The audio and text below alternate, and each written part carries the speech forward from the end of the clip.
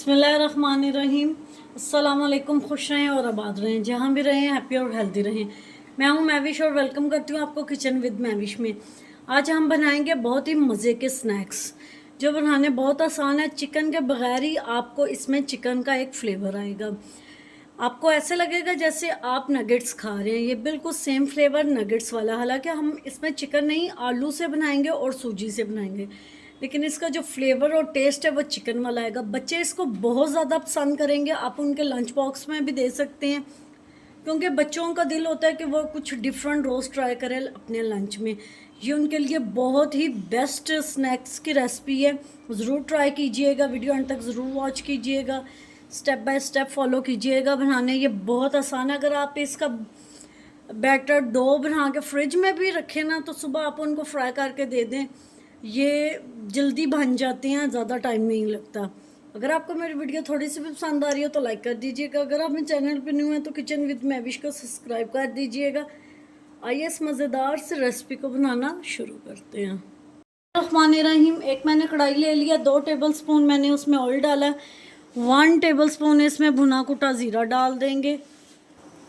अब 2 इसमें medium size के मैंने आलू ले लिए हैं, उनको मैंने ग्रेटर की मदद से ग्रेट कर लिया है और पानी में डिप करके थोड़ी देर रखा है। पानी आपने बिल्कुल इसका ड्राई कर लेना है। आप मोटे या बारीक ग्रेटर से इसको ग्रेट कर सकते हैं। सिर्फ 2 मिनट हमने इसको भून लेना है।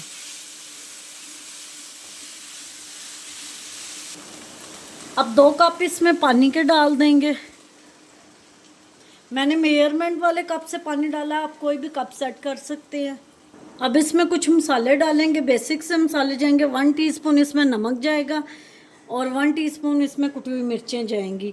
अब इसमें हम लोग डालेंगे 1 कप सूजी, मोटी या पतली आप कोई भी डाल सकते हैं। अब 3 ब्रेड इसमें डाल देंगे तोड़ के। हमें इसको ज़्यादा गिलाने की ज़रूरत नहीं आलूओं को, क्योंकि जब ये फ्राई करेंगे तो ये गल जाएंगे। वैसे भी हमने इसमें कद्दूकश करके डाले हैं। ब्रेड डाल देंगे। अब इसको अच्छी तरह मिक्स कर लेंगे। अच्छी तरह इसको मिक्स करेंगे, क्योंकि ब्रेड भी नरम होती है। ये अच्छी तरह मिक्स हो जाएगी। अच्छी तरह इसको मिक्स कर लिए, ये आप देखें ये अब एक डो की शक्ल इख्तियार कर लेगा। अब इसको किसी बाउल में निकाल लेंगे हम और इसको ठंडा करने के लिए रख देंगे। रहमानिर्रहीम। जो हमने डो बनाई थी उसको मैंने अच्छे से ठंडा कर लिया। अब इसमें 3 टेबल स्पून हम लोग कॉर्नफ्लोर डालेंगे। आप इसकी जगह इसमें चावलों का आटा भी डाल सकते हैं। अब इसमें हरा धनिया डाल लेंगे। अब दोबारा इसको अच्छी तरह मिक्स कर लेंगे।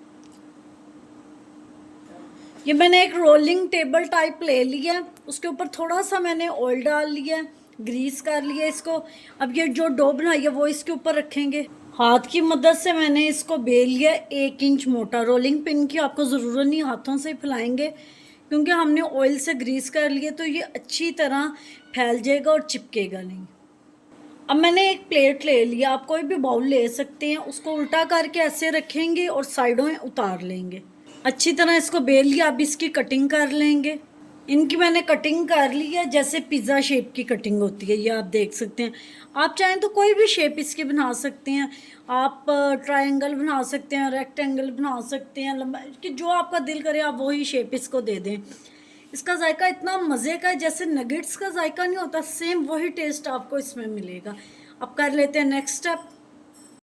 बिस्मिल्लाहिर्रहमानिर्रहीम। ऑयल हमने गर्म होने के लिए रख दिया था कढ़ाई में। ऑयल हमने हाई फ्लेम पे गर्म कर लेना। अब इसमें ये स्नैक्स डाल देने हैं। अगर स्लो फ्लेम पे गर्म करेंगे और स्नैक्स डालेंगे तो ये ना हो ये फटना शुरू हो जाए। ऐसे सारे स्नैक्स डाल लेंगे।